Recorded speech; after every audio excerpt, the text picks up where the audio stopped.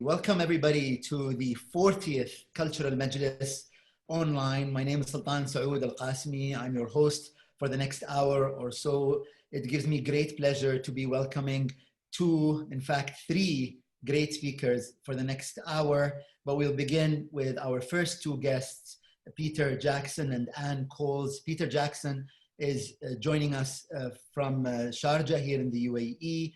He had studied architecture at Bartlett School, UCL, working first in London with periods of employment in the early 70s in Dubai, Muscat and Jordan.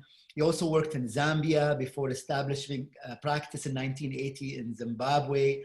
And he has written numerous papers and articles on architectural history, research, and the book Historic Buildings of Harare. Since 2007, he has been architect advisor in His Highness Ruler of Sharjah office. And joining us from the UK is Dr. Anne Coles, who is a social geographer who lived and worked in Dubai between 1968 and 1971. Dr. Coles has spent many years in the Middle East combining research, family responsibilities, and is also retired, having been a research associate at the International Gender Studies Center in the Department of International Development at Oxford University. And we will jump right into the conversation because we have a very, very busy hour coming up. And I will now share my slides and we can begin with today's talk. And I'll begin by asking you both, Anne and Peter, to tell us a little bit about your first years when you arrived. And maybe you can begin. When did you arrive and what brought you to the UAE? I arrived in Dubai at the end of 1968 when my husband was appointed assistant political agent.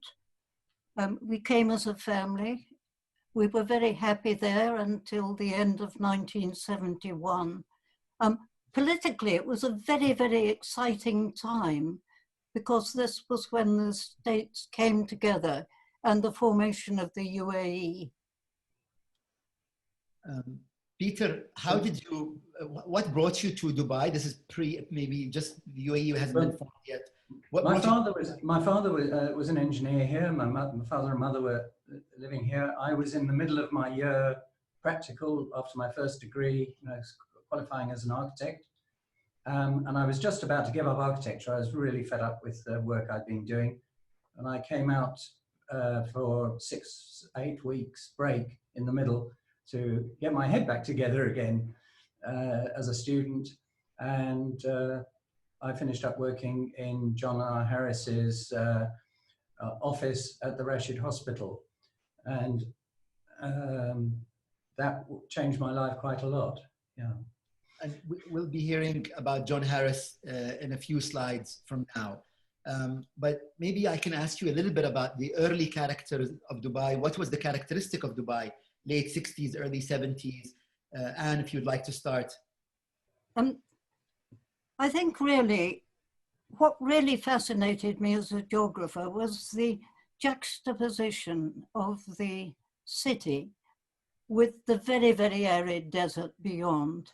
And here you see the creek on the left with the only bridge across the creek that existed in 1971. It was actually built in 1963. And on the right, you see the handsome new clock tower. But you also see how many buildings were still partially built and how many were still made of traditional, not modern materials. Peter, may I ask you how you actually encountered Anne, how you met her in that period? Yeah, when I went back, I was so fascinated by the geography and the architecture here that I decided for my diploma project that I would do a low-cost housing scheme in the desert. It was way out, way beyond the town limits in those days, a place called El Wasl. And my tutors were a little perplexed by, they had no sort of sense of context to assist me or guide me.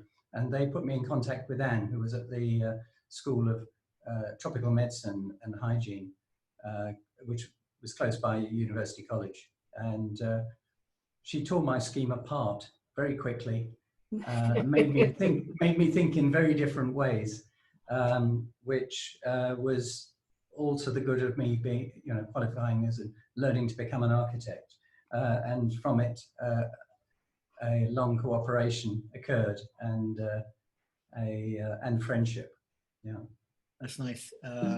You mentioned the 19, that period of time, and you took these photos. The creek played and still plays an important role in Dubai's life. Tell us a little bit about that. Well, it was also a very romantic creek. It was always interesting, and it was always extremely busy. On the top left, you can see the little ferry boats, which enabled passengers to move from one side to the other, further downstream from the bridge. And then the large booms, the merchant shipping vessels, here drawn up by the quay and the Bastaki with its wind towers lying behind, and a dusk shot from the Dera side looking back towards Dubai. It was also a commercial place for the shipping trade.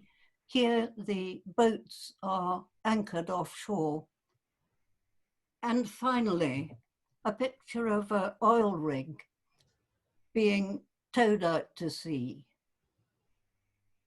Thank you, Anne. When we reached Dubai, yes, go ahead. When we reached Dubai, oil had been found but hadn't yet begun to flow. And it was about a year later that Sheikh Rashid and my husband turned on the tap. And the fascinating thing was the great spirit of optimism, which was to enable the feeling of modernization and expansion that was to come. Thank you. Peter, I want to move on to a name you've mentioned about a few minutes ago. You mentioned the name of John Harris, who's an important architect. This is an example on the right of one of his projects, but what brought you, how did you encounter this now famous architect, or important architect, at least, if not famous in those days? Well, I started working for Tony Lodge, who was the resident architect for building the hospital. So there was a building site when I arrived. Tony and Jeanne were living on the site. I got to know them very well. I spent 6 weeks looking after lots of small jobs, some of the National Bank of Dubai, couple of branches for them, and a church porch, all sorts of odd things that Tony didn't really have time to do in looking after this, very complex hospital. It was a really interesting experience. And on my very last evening, John Harris had come out, and I came over to meet him with Tony and Jeanne, and he offered me a job and said, when you finish your studies, please come and work for me. So I can't have done too badly. Okay, so the other building, which isn't a John Harris building, but it's the first impression you had when you arrive in Dubai. And I concur with Anne. There was a real sense of excitement. It was a very exciting new growing town. It only had 70, when I came, there were, which was after Anne and John, there were only 70,000 people living in Dubai. But, this was a stunning building, the new airport. It's still there, that building. It's just completely enmeshed now in other concretions around it. So its impact has gone. Peter, I want to move on to maybe zoom in a little bit into the character of John Harris. You've met him, you've worked with him. He had a profound impact on the city and the Emirate of Dubai. And we also know that he had a close working relationship with the then ruler of Dubai, the late His Highness Sheikh Rashid bin Saeed Al Maktoum. Can you tell us a little bit about this relationship between them? Because he literally redrew the map of the city, right? Well, he literally did. Sheikh Rashid's office there with Sheikh Rashid below, that's a photograph I took of Sheikh Rashid because he was the client for my father as well. But I saw the photograph with Sheikh Rashid and John Harris in the top right.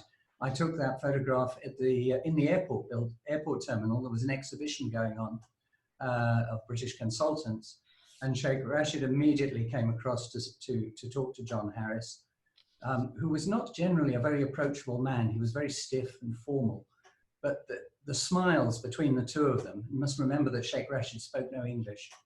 He spoke through an interpreter, but there was a very strong rapport. I experienced that firsthand.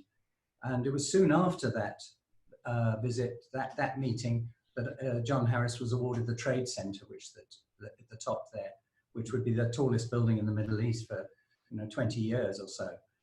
The one building, really good building, I thought of John Harris's that was already standing in Dubai was the headquarters of the National Bank, which I was appalled in the early 2000s to watch being demolished.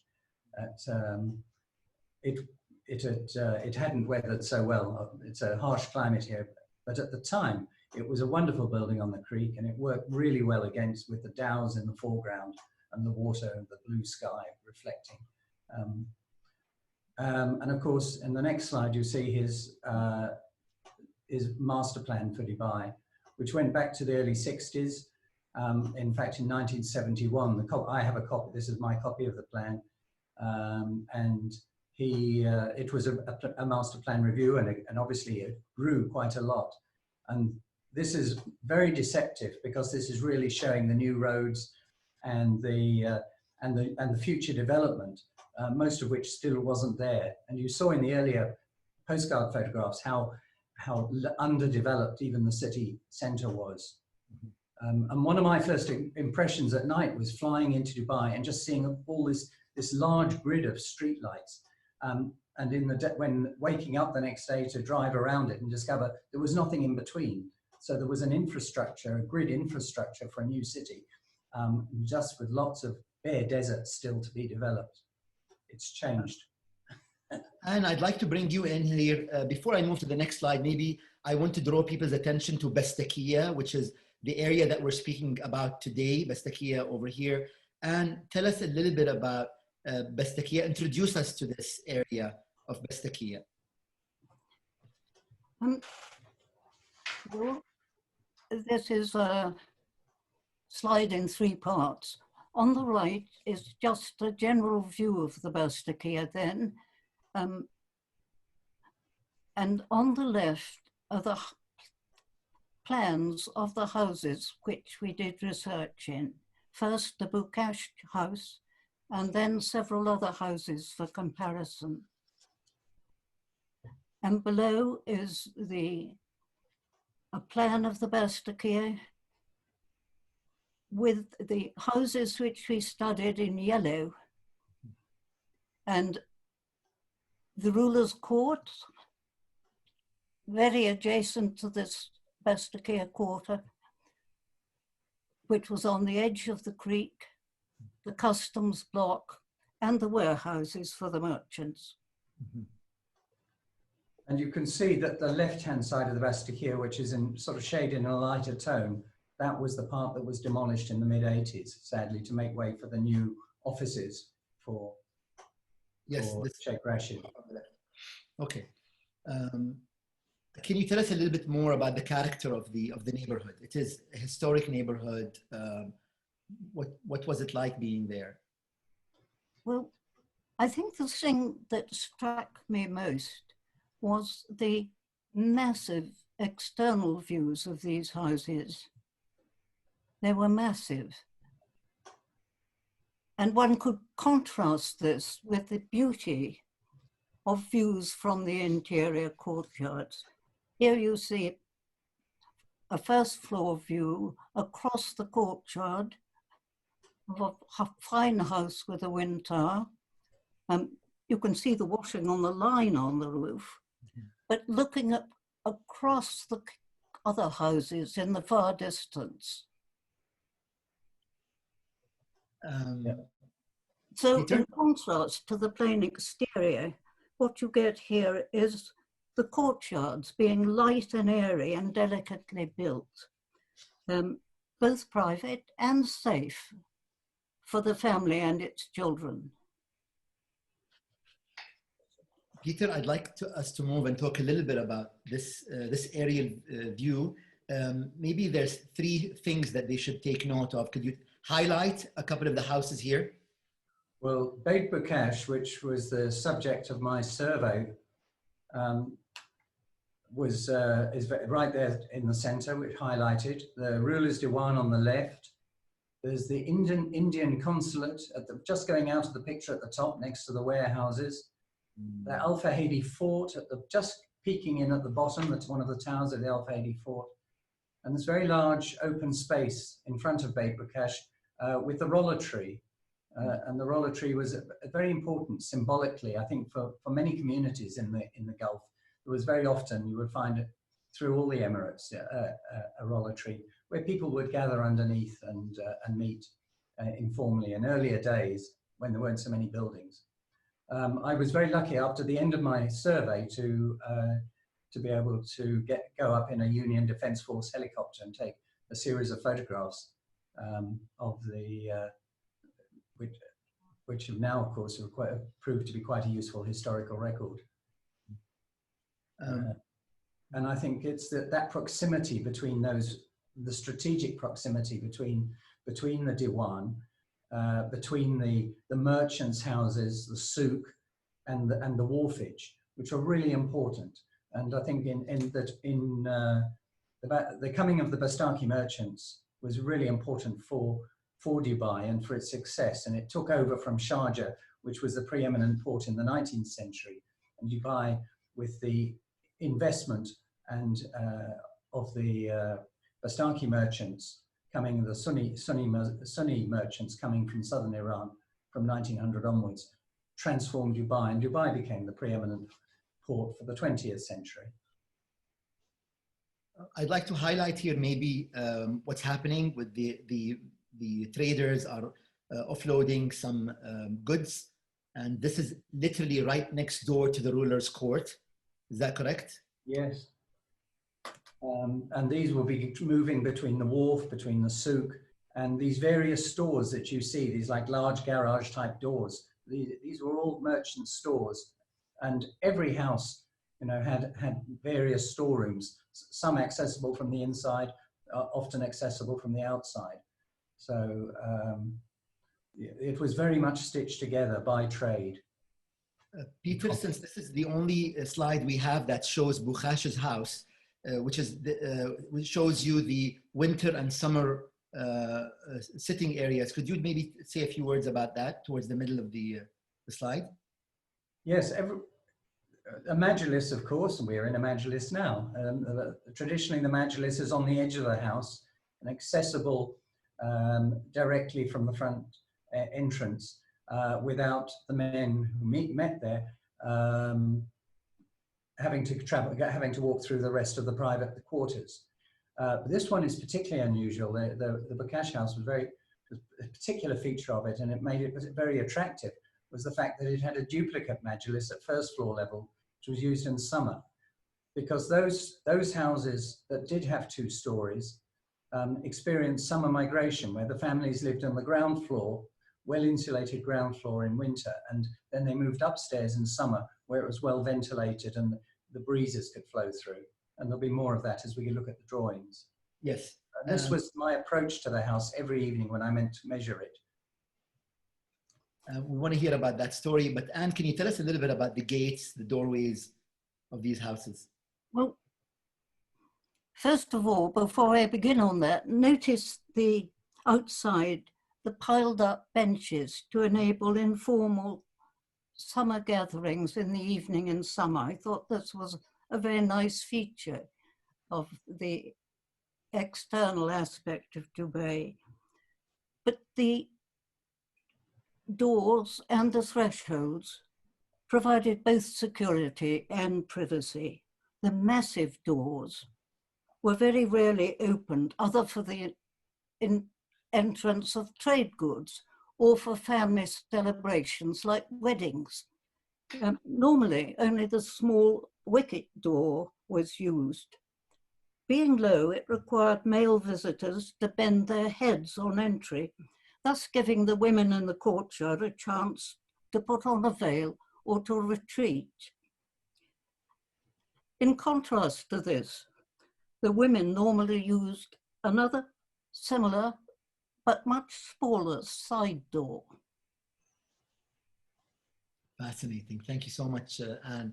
I'll move on to some examples of the wind towers or barjils or badgirs, as they are known in the Gulf. This is Bukhash's house. Maybe a quick note from you, Peter, about the architecture here and the orientation, maybe. Well, all these three are all on the same house on Beit Bukhash. Not many houses had 3 wind towers. Some had 2. Most only had 1. Some of the bigger, older houses may have had more. But they were really important in terms of the character of the Bastaki. You saw from its plan that it was very, it stuck together. You could drive around it. It was almost like a roundabout as you came into Dubai, very fortress-like. And that these towers stood up, and there was such a density of them that it gave it this wonderful skyline, but also gave, sort of, you could orientate your way through the Bastaki, through these very blank seekers and lanes.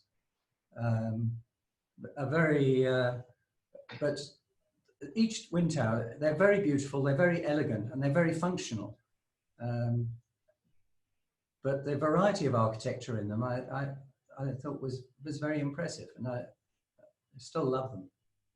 I want to maybe talk a little bit about Bukhash's house, and we're very honored to have with us Mr. Rashad Bukhash, who is joining us today, and I will ask him to speak maybe in about 15-20 minutes. But tell us specifically, Anne and Peter, about Bukhash's house, the permission that you will receive, the fact that you were welcomed into this house, maybe a little bit about this giant barjil, the giant wind tower that is this massive wind tower on top of it. Anne, would you like to start? Well, I think the thing that fascinated about us about these houses was, first of all, the elegance of the wind towers, and secondly, their very important functions, which we'll be exploring a little bit later in the talk. Anne asked me if I would measure one of these wind towers, and I came out to look after Harris's offices for 4 weeks when the partner was on leave. And she gave me a letter of introduction to the Fikri family. I went and found the shop, which she told me where to find them, and introduced myself and gave them a letter. And they said, told me to come back the following afternoon after work. And they introduced me then to a young teenager. His name was Rashad. I assumed it was Rashad Fikri.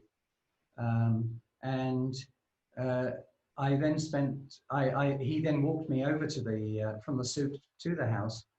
And when I went inside and saw really how beautiful and exquisite and complex and interesting it was, I asked would it be possible to do more than just survey a wind tower, but would they be patient with me, and could he help me, and could we survey the whole house?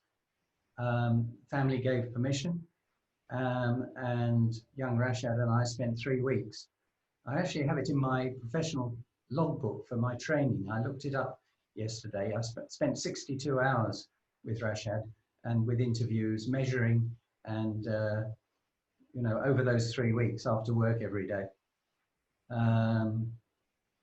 When I then came back to Dubai in 2002, after 26 years working in Africa, I wanted to meet the head of the municipality historic building section. I went to a seminar at the American University of Sharjah, and introduced myself to the director of the historic buildings, who looked at me rather strangely and asked me if I'd measured his father's house. I said I'd measured a house, and I've actually got these drawings with me which I wanted to share with the municipality. I thought they might be useful. And it turned out it wasn't Rashad Fikri, it was Rashad Bukash. And he was the boy who had held the tape measure, and that of course gave Anne and I the stimulus and the introduction really to extend our researches in 20 years, 30 years later, and continue. Very much thanks to Rashad. And it was a serendipity a serendipitous moment that we couldn't ignore. And before I ask you to say something about the courtyards, I just want to mention that this is, Peter, is this correct? Is this Rashad himself? This is Rashad in his office overlooking the creek. And the boy under the Windtower, I think is one of the only photographs I actually got of Rashad while we were doing the survey. Yes. Okay. Thank you. That was spring of 1974. Thank you. And I will ask you to speak a little bit about the contrast of the outside versus the insides of these houses, the courtyards. Well, these are a series of courtyard shots. They show particularly the central small garden, in this case a rella tree and bougainvillea in flowers. A tree was usually planted in the center of courtyards, providing dappled shade.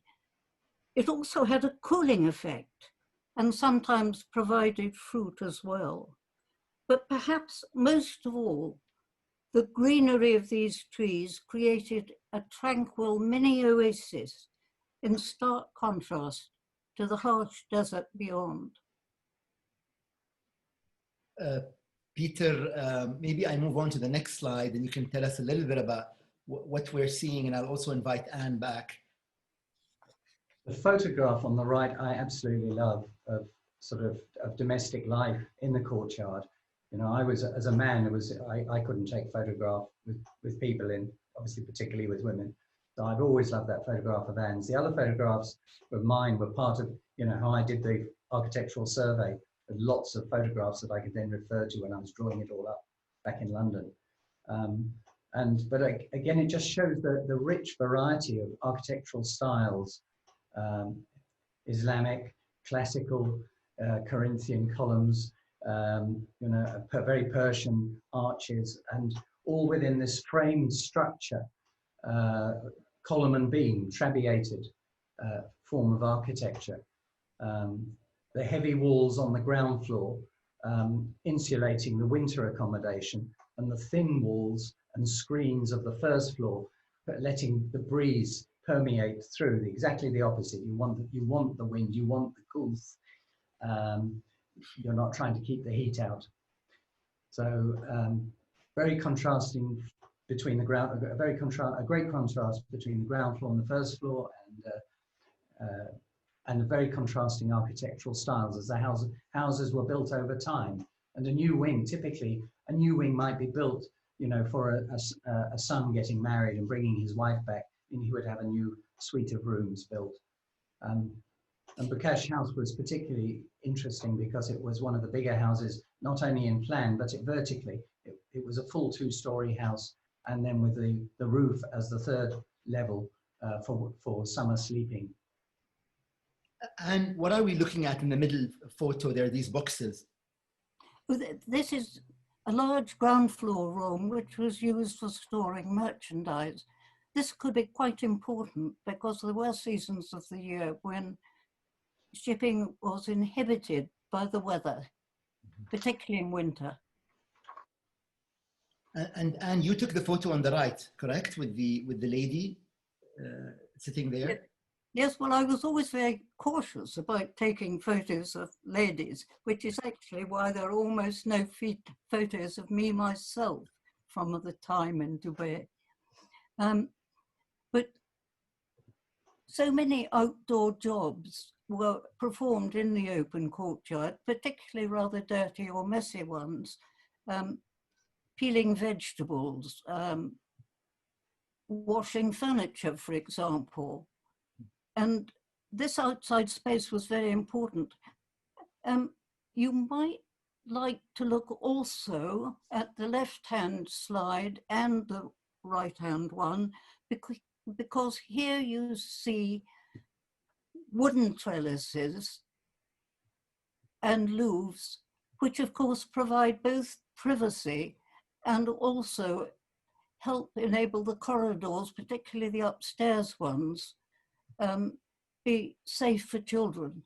Mm-hmm. Mm-hmm. Okay, I want to move on. The image here that I would like to ask about is the gentleman, Peter, at the bottom right.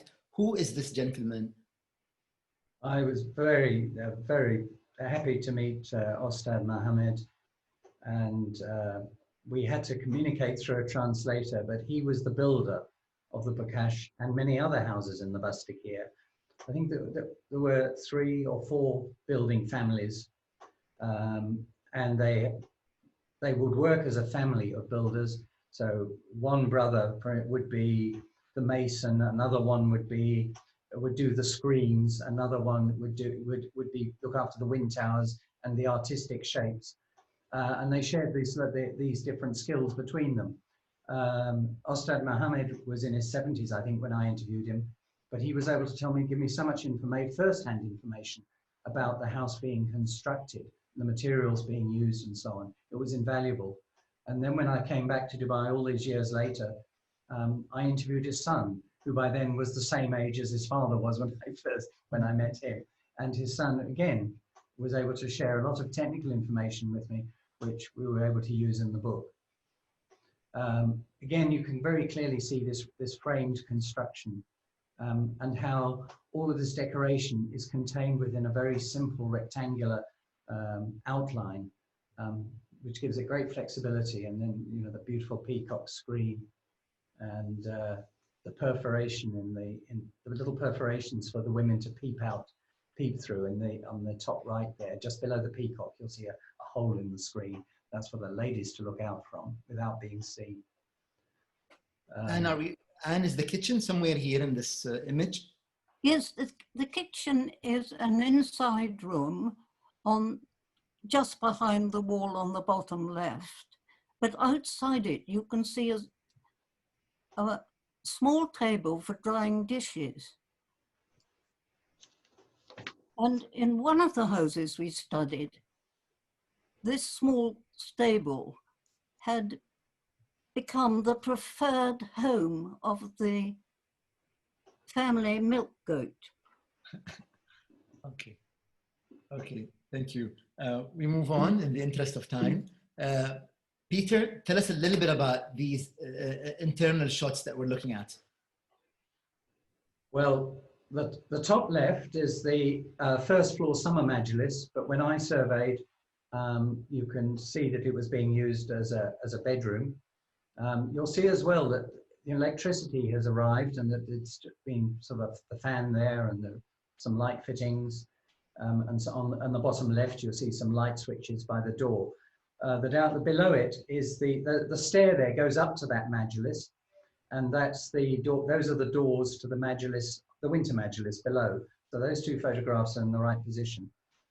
Okay. The bottom right photograph, this room was very difficult to get into. It was lived in by an aunt and uncle of Rashad, and it was very private. But eventually, Rashad persuaded the family that I could go and have a look.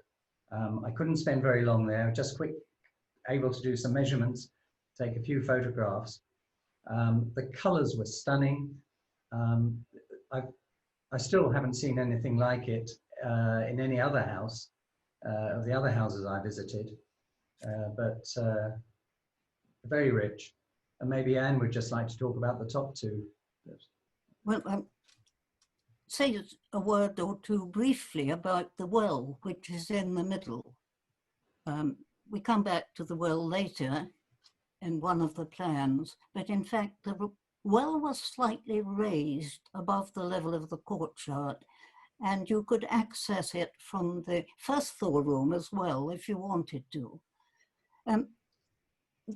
The well was itself brackish, as it was in most of these houses, because the water table was so very high.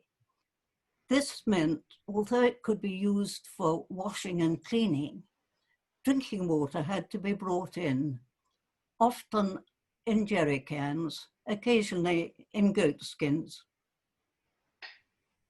Okay, thank you so much, Anne. I now want to talk about your work, the actual work that you spent about 3 weeks, is that right, to measure the Bukhash house. Tell us what we're looking at. There's a veranda, I believe, somewhere as well that you want to talk about, Anne. Well, maybe I'll just... Yes, go ahead. You can clearly see the difference between the ground floor, the very heavy black, thick walls of the ground floor, 60 centimeters, 70 centimeters thick. And, but you can see the column pattern going through. But on the first floor plan, you can see that very much more open. The walls are very thin. They're in layers. They're broken to let the air flow through between different skins. And everywhere is really, you can open everything up to get every possible breeze blowing through. The entrance is interesting because it's staggered. On the left, in the middle of the left there, you can see the Majlis immediately to the left of the entrance as you walk in the bottom right of the plan. Then that whole large wing, which was built later on the house, that is all storerooms. The whole of that is storerooms, apart from the Majlis on the front. You can see the well in plan on both floors, on the ground floor and on the first floor above. You can see the kitchen next to it and a parallel kitchen. So again, beginning to understand how the house is duplicated. It's lived in winter, and then you move upstairs in summer. And then the pairs of outside and inside rooms, a day room, if you like, and a bedroom, both again on the north side. That's the east side of the house. And the top two bedrooms, which showing the position of the Windtower, and the third Windtower, and the bottom left of another room that was never actually finished. The grandparent who was living there, they passed away before the room was finished, and I don't think it ever was finished. It was never plastered and fully plastered and painted. Yeah. The women's door, by the way, is on the left-hand side of the ground floor plan, on the opposite side to the main entrance. In this particular house, you can see a little outside door there, again with a staggered lobby. So if anyone looks in from the outside, they don't see into the private courtyard. And did you want to talk about the veranda or about the children you encountered when you were doing the drawing? Yes. First of all, about the unfinished room, the large area on first floor bottom of the plan. It was rather fun because when I went to survey the house initially in the summer of 1970, I'd find a group of small boys playing on it, made an excellent playground in the hot weather. The other point is to emphasize the design of what were often nuclear family units, the outside sitting living room open to the veranda or accessible from the verandas, and the inner rooms, the bedrooms. And the bedrooms almost always had washrooms attached, which was a very well-organized feature of these Windtowers. Again, downstairs in winter, the possibility of moving upstairs in summer, providing there was enough room. Okay, I'd like to move on maybe to this next beautiful drawing that you've done in almost 50 years ago. Tell us a little bit about what we're looking here at, Peter. Well, on the left-hand side, you see the store, the wing with the stores in it. And above it, that unfinished room in the middle, which I remember had a tennis table there. And Anne may well have also bumped into Rashad and his brothers at that time. One thing I really liked about this elevation was that every screen seemed to be a different pattern. You know, it didn't have that sort of, it wasn't so formal. It was much more relaxed than, you know, sort of a classical European house.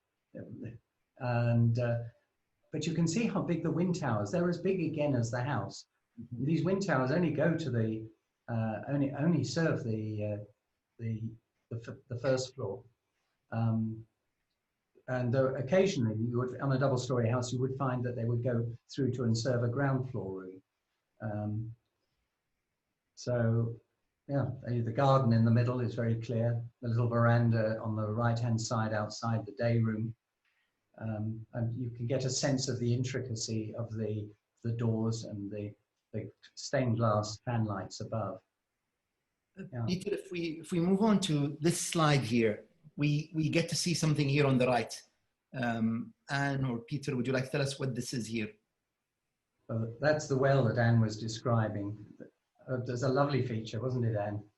Yes, it was lovely. And what was so nice was the pulley that could descend from the first floor down into the well itself, making it very convenient for cleaning and washing purposes. It was very well organized. Okay. Yeah. We'll move on. Peter, this was the most beautiful facade in the house, and it was it's the one I've really enjoyed drawing. One thing I could add on there is that you can see a big square box on the roof there. That's the water tank.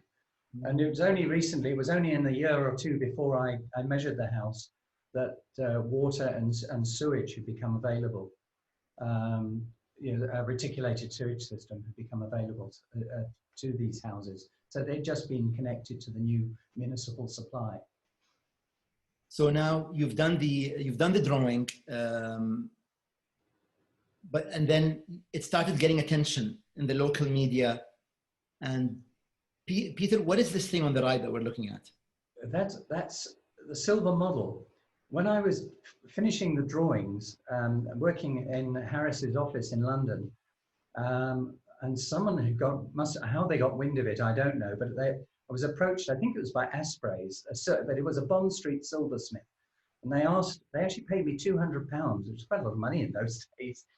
Not only, it didn't cover just using the drawings, but I had to guide the silversmith and make sure he didn't make mistakes. And he did make quite a few. It was obviously being made for the Dubai market. I imagine it's somewhere in Dubai today, or maybe in Bahrain, probably Dubai, and adorning, you know, a majlis or a dining room somewhere. It was very nice when they finished it. And tell us a bit about this publication, the Art and Archaeological Research paper. What happened and why were they interested in Bukhash's house? Well, I think they had become increasingly interested in publishing vernacular architecture and in the associated art, and particularly, I think, in Islamic art and architecture. The publication was edited by Dalu Jones and George Michel, and in this case, it was sponsored by John Harris. It was actually printed in Beirut during the Civil War. Some photos were misplaced by blast from a nearby explosion. And much later, pirated reprints were still being sold in the museum in the old fort when Peter returned to Dubai in 2002. Yeah. Thank you. And Peter, I want to move on to another acclaimed publication, the Architectural Review. Maybe tell us a little bit about how this house was featured in this publication. Again, when we were talking to Dalu Jones and George Michel, we were also introduced to Shaban Cantacuzino, who was a very distinguished editor of the Architectural Review for very many years. And he asked us to do an article specifically for the review, which came out in July '75 and used one of my drawings, and I think I did a drawing specially for it. It was a 3-page article, but what was important about it, it started giving some sort of international recognition to something about which we in the West generally knew very little about. And I think Anna's right as well. There was a real growing interest in the architecture of the Islamic world. Okay, thank you. Yeah. And I think this is an interesting photo that will take us to the journey of how the Barjeel, how the Windtower works. But this is a visit you paid about 15 years ago, am I right? This was actually taken in 2005 when I was unexpectedly asked to explain how wind towers work to 2 friends. And here you see me using my veil or headscarf as a means of showing the airflow. But I was also interested in how wind towers were used in more modest houses. The first exploration I made was, of course, in the Bukash house. But later, I became interested in how wind towers were used in more modest circumstances in the Arish houses, which were constructed of palm fronds. So this is actually something very interesting. Anne, can you tell us what's happening on this slide? It looks like we're looking at temporary wind towers, is that right? The wind towers are temporary, the houses are not. These photos were taken in a new suburb to which most Arish dwellers were relocated.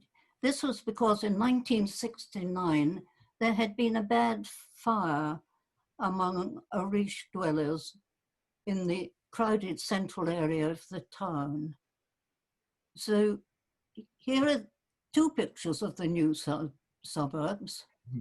Once people had settled in the summer of 1970, they began to erect temporary wind towers just for the hot season. So the top shot shows the still rather bare suburb on the edge of the city. Below you see a man actually putting up his wind towers. These temporary wind towers were mainly built of canvas, heavy-duty canvas, or occasionally of palm fronds.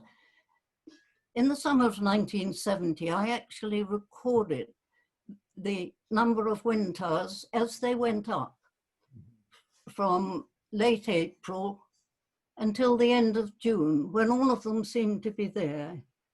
They gave a very good indication of how the people of the area became increasingly uncomfortable and felt the need for these towers. Fantastic. Okay, I think Peter, you did the same thing as well. You were drawing and mapping these structures. Yeah, well, I think this was 1973. I did these sketches for my low-cost housing project that I was to do. These were done at Al Khan on the Sharjah border with Dubai, and I was just fascinated by the elegance of the construction and the beauty of the construction. Everything was tied together, nothing was nailed, and it was very sophisticated. It looks crude, maybe to the Western eye, but the more you analysed it, the cleverer it was. And whether you stripped the leaves off the fronds, or whether you alternated the fronds or laid them together, or celebrated their bushy tops, they could be used in so many different ways. And I used Arish in my project as an affordable building material for a transitional housing, moving from traditional to more modern. It became an important component. Thank you, Peter. In a few minutes, I will ask Mr. Rashad Bukhash to speak, but we're taking a journey into his private quarters here, into his room. Is this correct, Peter?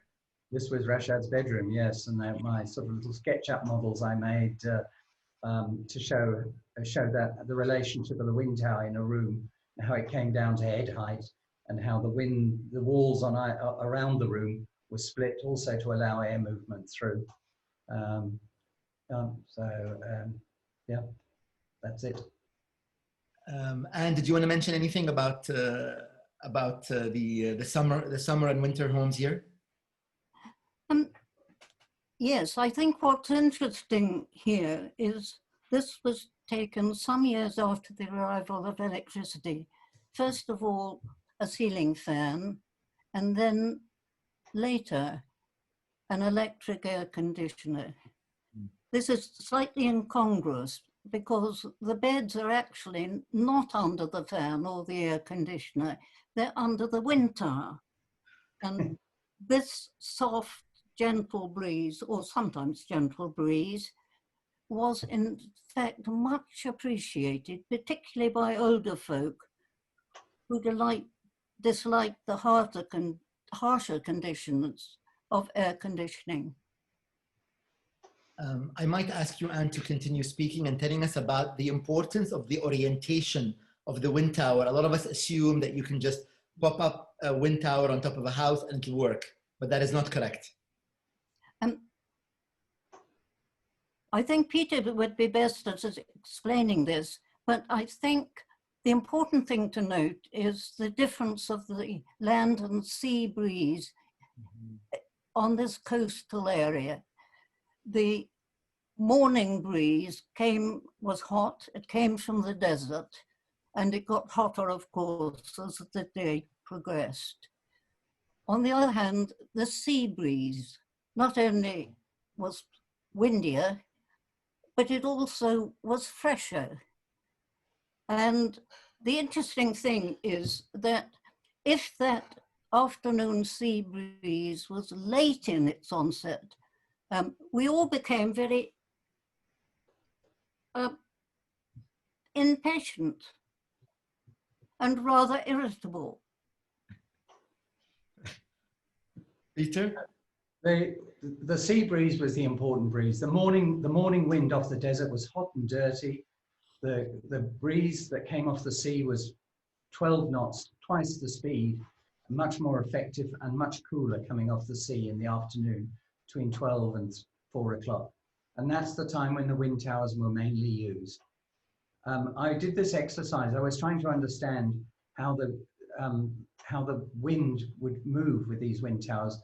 And this was borne out by the wind tunnel test, which you'll see next, is that in fact, the wind towers don't work very well. They just, lots of turbulence unless the wind hits them across the diagonal.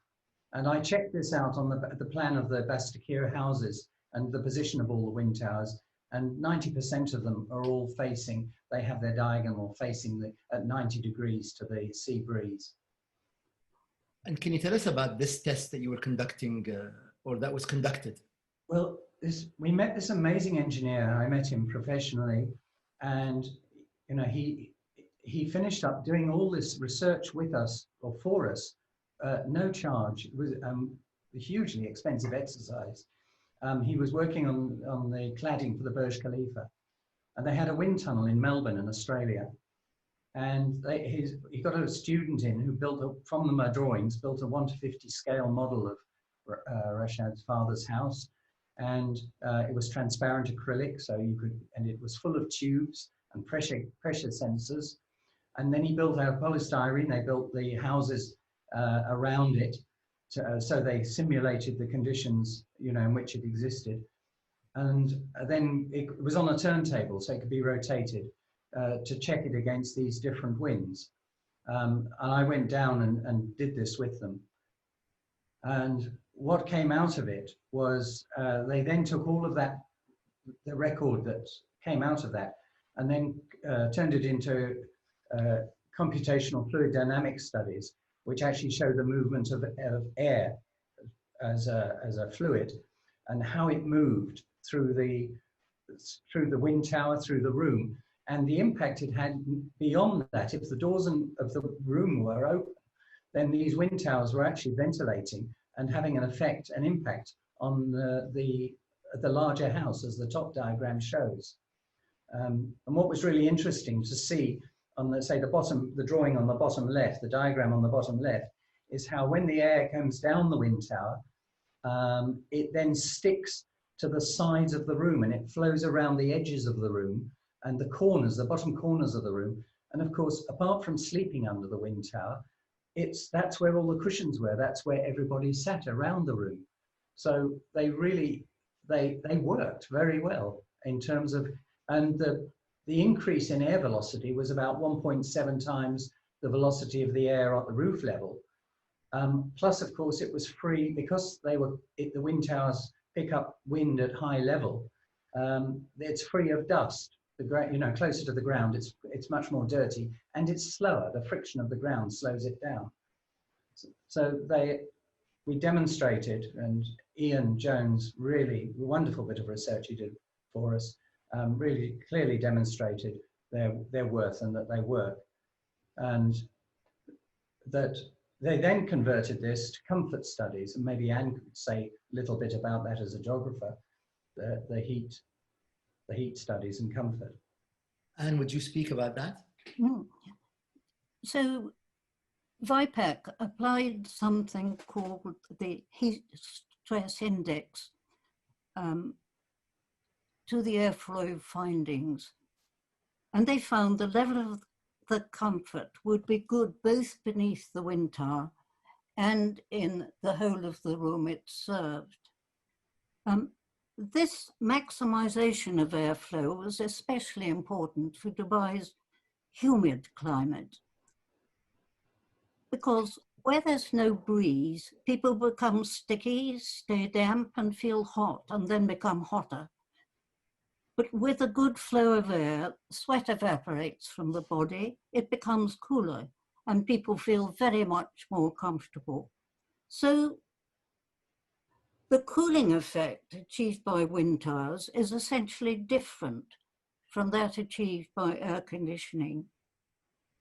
The main means by which comfort is achieved in the case of wind towers is by airflow, while of course in the case of air conditioning, it is by cooling.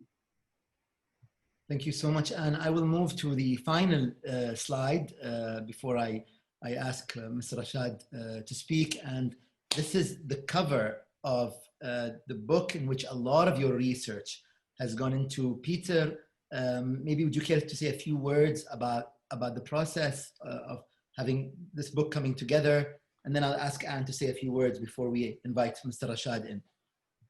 Well, we were very privileged to have such wonderful access, and it was largely thanks to Anne's work with the ladies of the community that she had such good contacts, and then of course with my contact with Rashad, the community really opened up to us, and they were very happy to see us being interested in their lives, because there was a real concern expressed that their children didn't know what it was like before there was PlayStation and air conditioning. And they were very happy that we were going to sort of preserve some of this knowledge for posterity, and that it was going to be published internationally. And very proud, of course, when Prince Charles wrote a foreword for it. And in fact, he visited the Bastaki. He visited it and had it saying it's preventing its demolition many years earlier. But he then visited it again. In fact, the day before I joined His Highness the Ruler's office in 2007. So Rashad and I had the enormous pleasure to show he and Lady Camilla around 3 or 4 of the houses. It was great fun. And do you have anything to say about the book? I think the book was a culmination of a study begun really in 1969. What I most enjoyed about doing it probably was the friendship of many of the ladies of the Bastaki, quite a few of whom I'd initially met in the early days, as we were all members of the Women's Society, which was English-speaking society to which outsiders could belong. So the publication of the book was a culmination of very, very happy memories.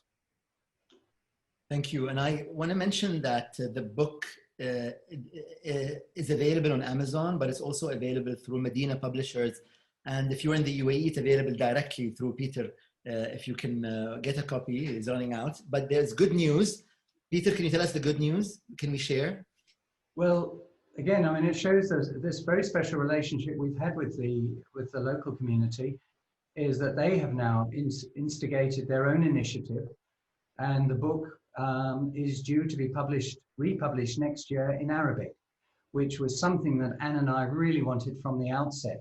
And in fact, in that original monograph from 1975, there was a one-page summary in Arabic.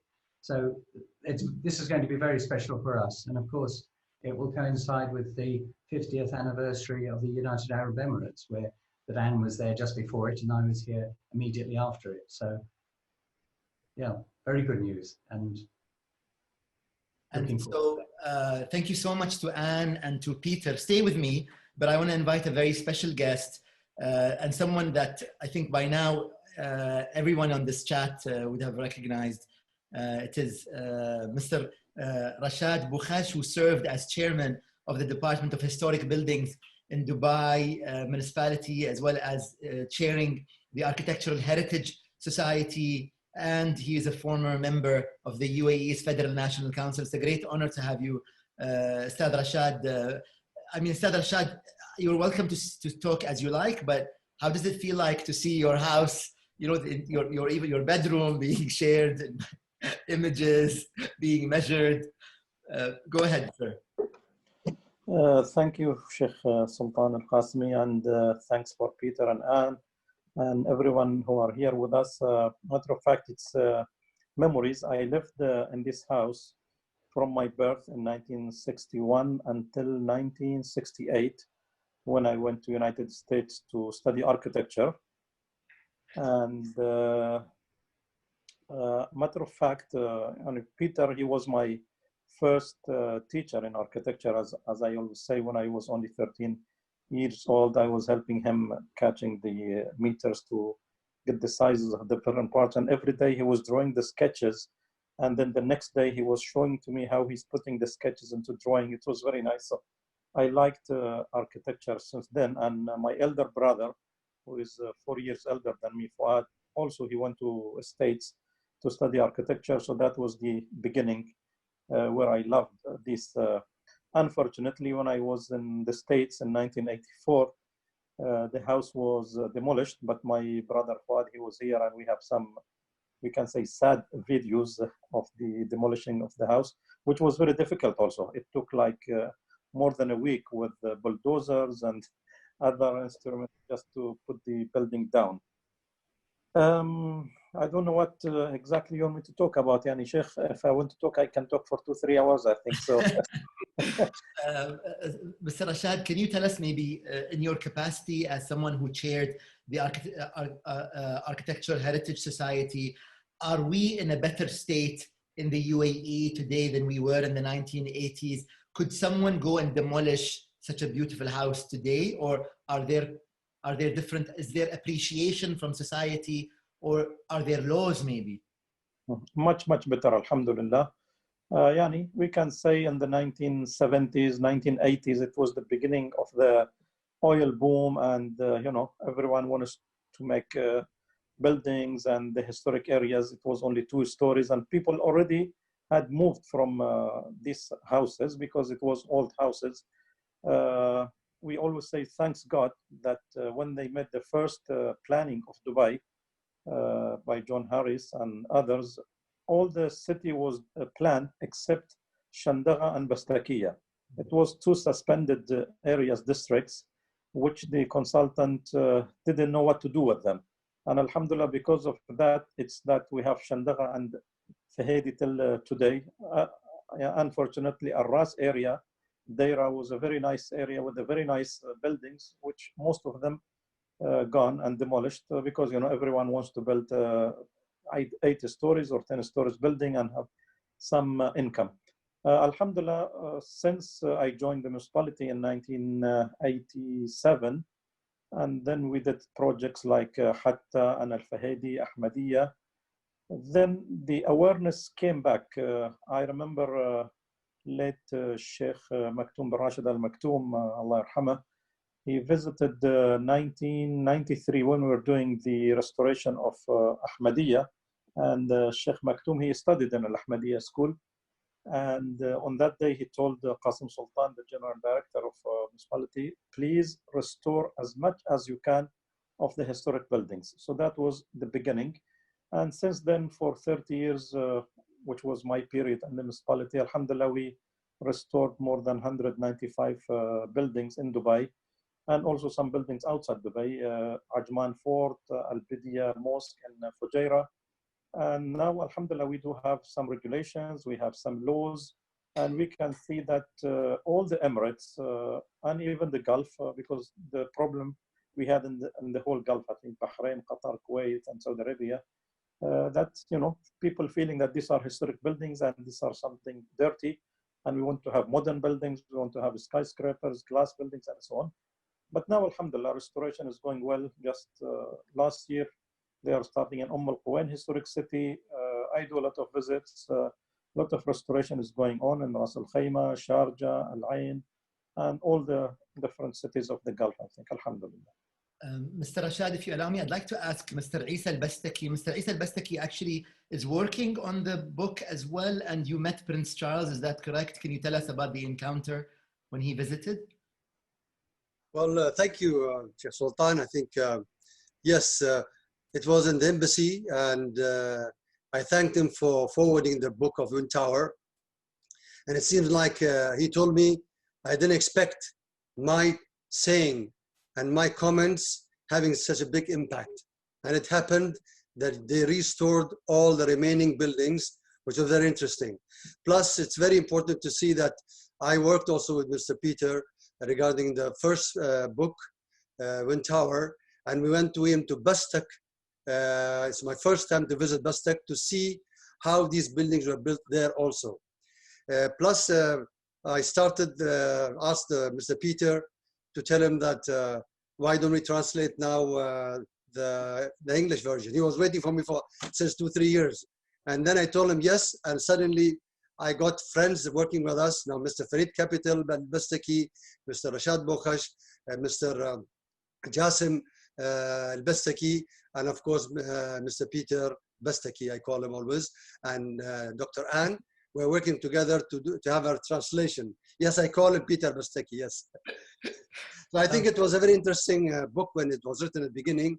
We were a part of it, and I was a part of it also, and I enjoyed it completely very much. But at the end, it came out as an excellent book. Now the new one, which is coming, both Arabic and English, even not only the same, but actually adding some new chapters, plus also correcting some of the numbers that were there. You know, always you correct when you go back. I think we are working since now, I think a month or something, or 2 months, Peter, yes. I think it'll be a good book coming soon. Thank you, Mr. Isa. Peter, my last question to you is, you mentioned that there was research that was conducted in Australia with the gentleman who was associated with Burj Khalifa. That research is incomplete, and it might require someone maybe to step in and adopt that project. Do you think that is, could someone reach out to you and then maybe you connect them? Because we'd like to see that research published. It would be wonderful if that research was published. I've got, I've got pages and pages of, of the material which we distilled, our very few pages from but all the scientific data is there. And it would be really great if IPAC would make that available. Ian isn't so well these days. I don't know whether he would still be able to do it, but I'm sure there'd be some members of his team would be very interested. Okay, thank you, Peter. Last word to you, Anne. I'm not sure quite what to say, but just to say how very much I enjoyed the work, and I very much enjoyed the people that I met in the course of it, who were so very, very helpful. And the family looks back on that time as a very, very happy one. Thank you, Anne. Peter, do you have anything to add? Well, I would just like to thank you, Sheikh Sultan, for arranging this Majlis. It's, again, another bit of serendipity that it coincides, with the birth of this new project with Dr. Isa and friends and colleagues in the Bastaki. So thank you. Thank you so much to Rashad Bukhash. Thank you so much to Isa al-Bastaki. Thank you so much to Peter Jackson and Dr. Ann Coles and all of you for joining us. Have a good day wherever you are in the West. And if you're in the East Hemisphere, have a good night. Thank you so much for joining us. Bye. Thank you. Thank you. Very good. Good night.